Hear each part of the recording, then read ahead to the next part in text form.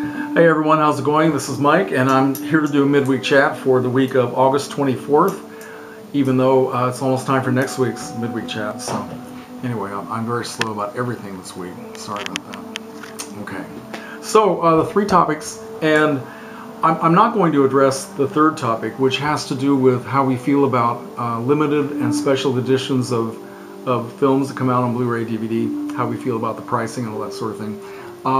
That's just not something I feel I can say a lot about, so if you guys don't mind, I'll just skip that one. But I will do the first two, especially the first one. And the first topic is, do we keep Blu-rays and DVDs that we don't like and that we'll probably never watch again? And the answer to that is yes, I do. And I don't, well, I guess there are two reasons. Number one, I'm just too lazy to do anything with them. And the second thing is that as a collector, I for a long time, I've just felt like I need to have, you know, more crowded shelves. Like that defines who I am as a collector. Nothing wrong with that, because I know we all kind of feel that way, but I think that it will change eventually. I'm getting to the point now where I feel a need to kind of start selling things off, and my plan right now is that when I retire next year, I will probably try to start an eBay business and see if I can sell off some of the things that I've collected over the years. Not just the DVDs. Some of them may not be worth any money and nobody will want them. But it also goes for my record collection. I might try to sell off some of the records that I know I'll never play again. And you know, I've been buying a lot of records over the last 3 or 4 years that they were just blind buys, and a lot of things that when I played them once, I just kind of went, ugh, and I knew I'll never. You know, I put them on the shelf, make sure they're covered in plastic and all that stuff. But I know I'm not going to play them again, so it's silly to keep them around. So they're just taking up space. And same goes for books. Same goes for some of the movie posters. The same goes for the fixation I had several years ago of collecting baseball cards. I mean, you know, that's something kids do. And here I was in my 40s and 50s, and I was starting to buy baseball cards. Now I have a big stack of them. And I've lost interest. So yeah, I'm going to start an eBay business, or try, and see how that works out. Something I've never done before. I've never tried to sell anything online, and I'm more easily, well, I'm more willing to give things away. I've given things away that I'm happy to let other people have them if I know I have no use for them. I've given away a couple of DVDs, and very happy to do so. So yeah.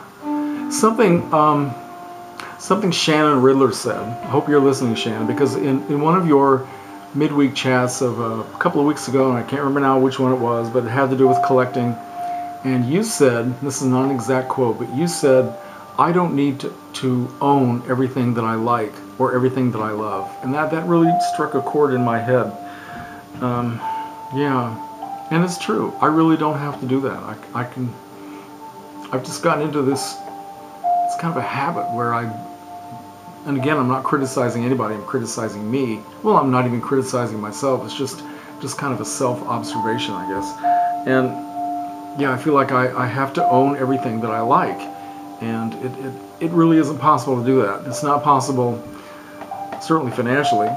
And when I retire next year, it will be impossible. I've talked about this before, but yeah. Okay, so the answer to that question is yeah, I do keep things around. And it probably will change.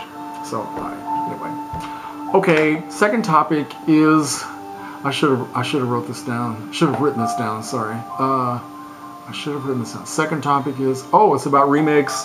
How do we feel about remakes? Are there any remakes that we would refuse to see? What would we like to see remade? I don't have a lot of problem with remakes. I just generally don't go to see them. I don't care if they make them or not. For example, the remake of Psycho, the one with, who was it, Gus Van Sant that did. I've heard a lot of people say really negative things about it. I'm you know, mildly curious about seeing that someday, but not to the point where I'm just going to go out and break my back trying to rent it or buy it. It doesn't bother me if they want to remake things. There are some remakes that I have seen that I have genuinely liked, and some that I've hated. For example, the remake of The Haunting. I got into a little discussion with one of my friends on YouTube about this last week, and it was way over the top. Too much noise, too much violence, too much special effects. I mean, and it had none of the atmosphere and the importance of the original. And I feel that way about most remakes. There are some movies that I think it would be fascinating to see. For example, there was a classic film made in 1946 called The Best Years of Our Lives, directed by William Wyler. Great, great movie. Best picture of the year of 1946.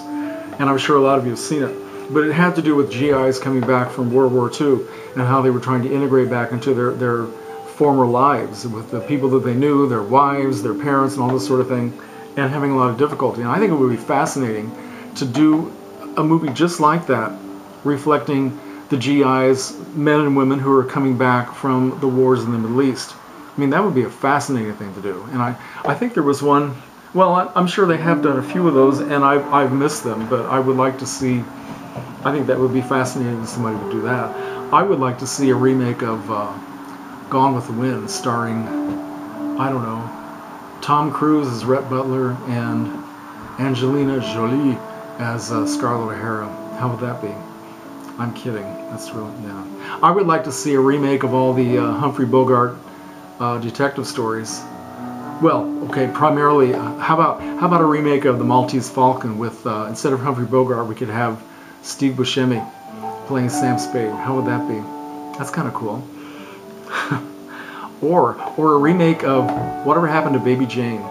Instead of Bette Davis and Joan Crawford as two aging actresses who have gone crazy, how about Madonna and Cyndi Lauper as two aging MTV stars who have gone crazy, if they already haven't? So anyway, those are my ideas. And I guess that's enough for Midweek Chat. It's time for me to get ready for next week's chat. So, okay, comments are welcome. See ya.